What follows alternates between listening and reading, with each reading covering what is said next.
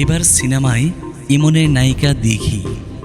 জনপ্রিয় অভিনেতা মামুনুন ইমন ও অভিনেত্রী প্রার্থনা ফারদিন দিঘি একসঙ্গে অনেক কাজই করেছেন, কিন্তু তাদের কখনো একসঙ্গে সিনেমায় দেখা যায়নি। দুই প্রজন্মের দুই তারকা এবার জুটি হয়ে প্রথমবারের মতো রূপালী পর্দায় আসতে চলেছেন।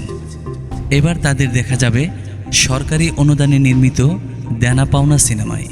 এই সিনেমার চিত্রনাট্য লিখেছেন মিরন মহিউদ্দিন।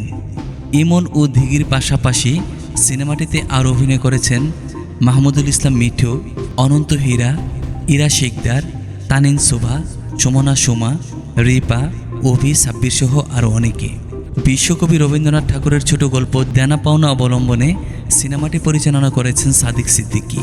তিনি আগেই জানিয়েছিলেন নিরুপমা চরিত্রে অভিনয় করবেন সুব্রত কন্যা দিঘি।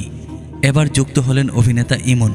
পরিচালক বলেন, সবকিছু ঠিক থাকলে আগামী মাসে সিনেমার শুটিং শুরু করবেন তিনি। দেনা পাওনা সিনেমায় ইমনকে দেখা যাবে কলকাতায় কর্মরত এক ম্যাজিস্ট্রেটের ভূমিকায়, যিনি জমিদার পরিবারের সন্তান। গ্রামের মধ্যবিত্ত পরিবারের মেয়ে নিরুপমার সঙ্গে তার বিয়ে ঠিক হয়, তবে পণ দিতে না পারায় নিরুপমার বাবা আত্মহত্যা করে। এরপরই গল্পের মোড় নেয় করুণ পরিণীতি।